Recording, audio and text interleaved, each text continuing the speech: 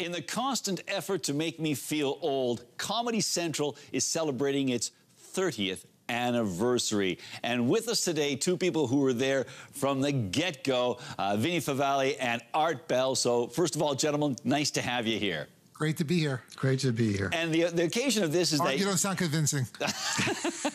Really great to be here. Much better. For having much better. Us. There you go. Then you two are launching a podcast called Constant Comedy, and the reference there is to Art's memoir, The Constant Comedy. It was about the beginning of Comedy Central. So first of all, I'm going to ask Art. You pitched the idea to HBO. Were you just spitballing, or did you really think they would buy it? I was young and not very bright, and I thought they would buy it. I thought anybody I told the idea to would say, oh my gosh, that's the greatest idea I ever heard.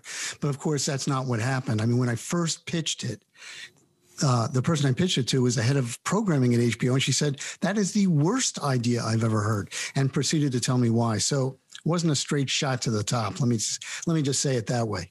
Well, what was her objection? Because it seems now, of course, 2020 hindsight, but what in her mind made it the worst idea ever?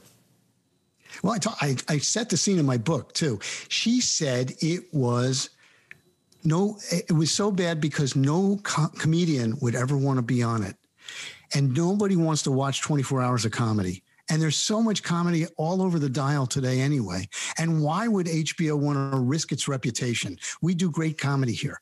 So then she just said, obviously you don't know that much about television. Thanks for coming by, and sent me off. And it was not a great moment for me. Those moments like that, obviously, you persevered, and we get to the point now where we're celebrating this huge anniversary. Vinnie, when did you come into the sort of the Comedy Central situation here with Art?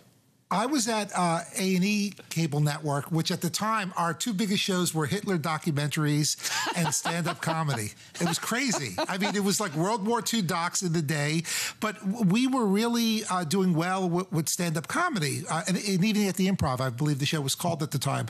I was at A&E. My boss, Larry Divney, left A&E to head sales for Comedy Channel before it launched, months before, and he didn't know that I was also interviewing for a job there. And when I told him I was leaving, he said, well, I'm going to miss you, but guess what? I'm still your new boss because I'm going there too. So it was wonderful. It was wonderful. When I first met Art, I was like, oh, I love this guy because I love the idea. And I thought it's fun for me to be working in a field where I love comedy. So it was very exciting. It's so funny you talk about the early days of A&E because, quite frankly, my friends and I, we just called it the War Channel, That's all it was. Yeah, why we fight, I mean, that was like a big thing for us. Now, but you talk about content. Art, was that the biggest challenge about getting on the air with Comedy Central to begin with, was finding the content to fill up 24 hours a day? Yeah, well, here's the secret. We didn't have to fill up 24 hours a day, but we did have to go for 6 or 12 and then repeat it once. But as Vinnie knows, that was an incredible challenge, partly because our whole plan for Comedy Channel, when we launched it, was to use short form comedy as a large part of it. With VJs. We were going to take clips from movies and sitcoms and stand-up comedy and play those, as well as movies and other stuff. But right before we launched, we heard that we were no longer allowed to do that.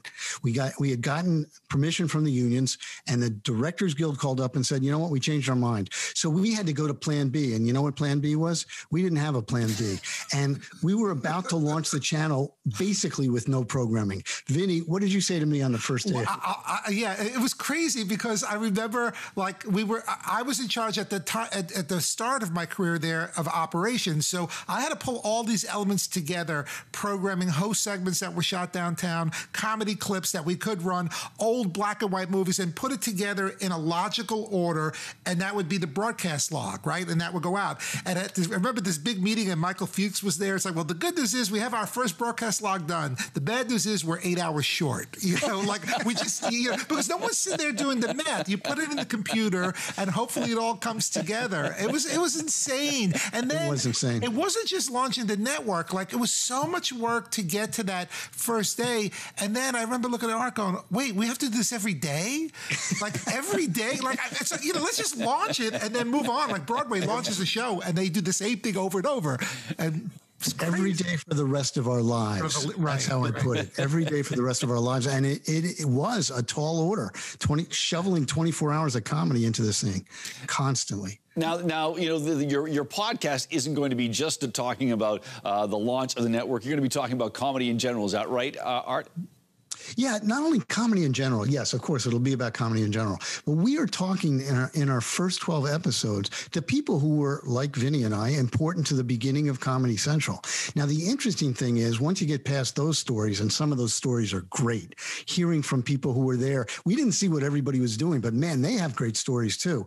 But not only that, their careers after they left comedy just were incredible. I mean, one person we were talking to was the head of Paramount Pictures. She went on to be the head of Paramount Pictures and the head of Fox Broadcasting. She produced all kinds of great shows. I mean, every person who came out of comedy in those days did amazing things. And that's one of the things we're focusing on. And the name of the podcast, calling it Constant Comedy, we are inundated with comedy. And I don't mean that pejoratively, but it's 24/7. The world is Comedy Central. It could be 5 funny TikToks that you see that day, or a great tweet, or a Bernie Sanders meme mitten which took over for the day. It's not just the monologue and the late night shows or that great bit from Saturday Night Live. That's wonderful, but it's 24/7. And Art and I are trying to keep track of it and talk to the people that are part of it. Now, here's a question I'm going to ask both of you, but you've had such long careers and continue to have in comedy. Is there, it's March Madness, so what is your one shining moment, or for you, is there something in particular, a program or a series that you're most proud of? Art, can I ask you that? Well, there was a day before we launched Comedy Channel when we got an envelope in the mail, and in the envelope was a tape and a note that said, "Hey, we hear you're starting a Comedy Channel. Is this something that would interest you?" And the tape was Mystery Science Theater 3000.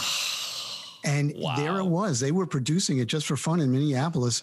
On a UHF channel. On a UHF channel, and it was brilliant. And we knew it was brilliant. I got on a plane the next day, made the deal.